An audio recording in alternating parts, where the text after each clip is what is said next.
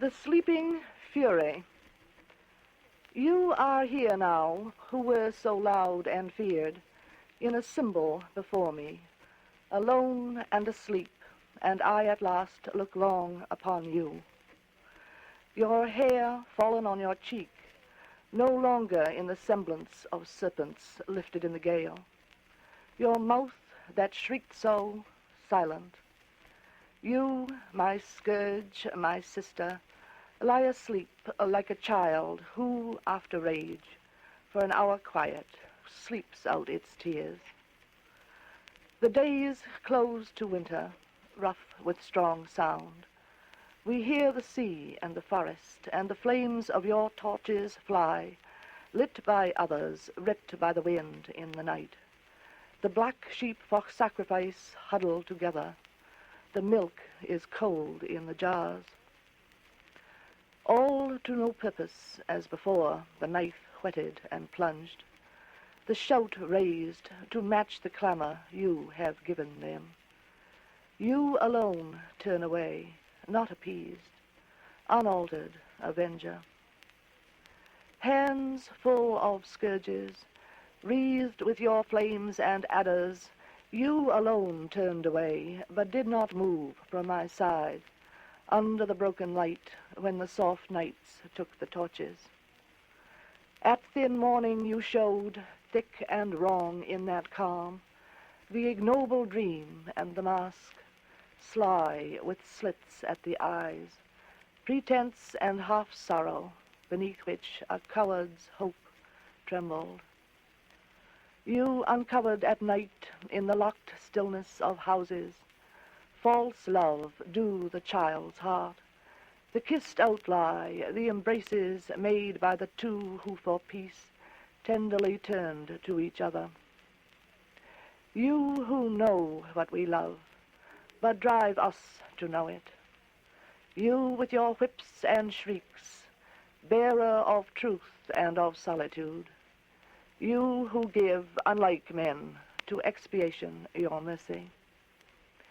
Dropping the scourge when at last the scourged advances to meet it. You, when the hunted turns, no longer remain the hunter, but stand silent and wait, at last returning his gaze. Beautiful now as a child whose hair, wet with rage and tears, clings to its face. And now I may look upon you, having once met your eyes. You lie in sleep and forget me. Alone and strong in my peace, I look upon you in yours.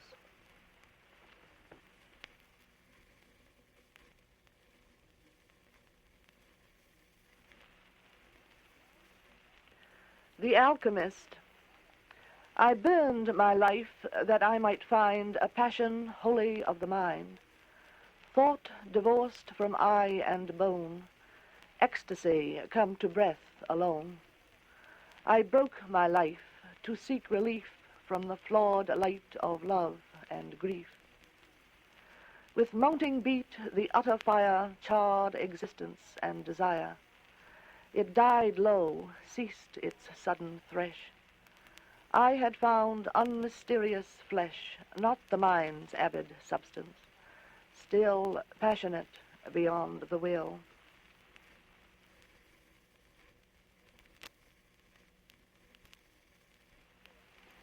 Henceforth from the mind. Henceforth from the mind, for your whole joy must spring such joy as you may find in any earthly thing, and every time and place will take your thought for grace.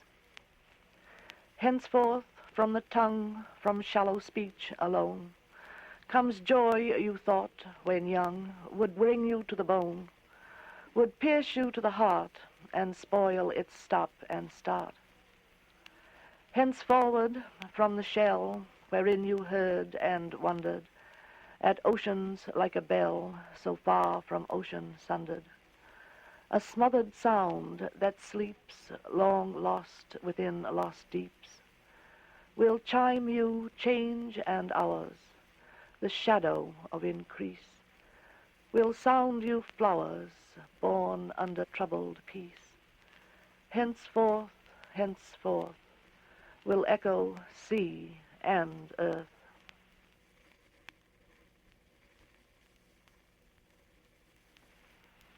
The Daemon. Must I tell again in the words I know, for the ears of men, the flesh, the blow? Must I show outright the bruise in the side, the halt in the night, and how death cried? Must I speak to the lot who little bore? It said, why not? It said once more.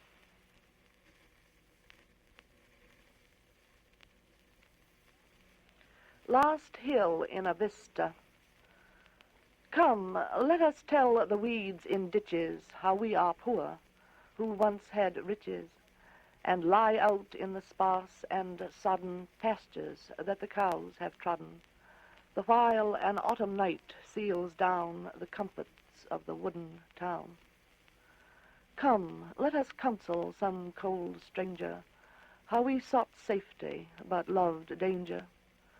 So, with stiff walls about us, we chose this more fragile boundary. Hills where light poplars, the firm oak, loosen into a little smoke.